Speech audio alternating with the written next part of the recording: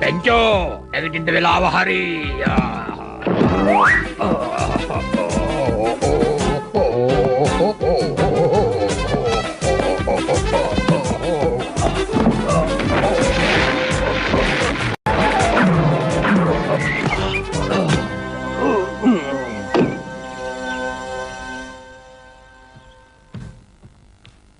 Benjo, මං ඔයාලට කිව්වනේ අස් කරලා තියන්න කියලා.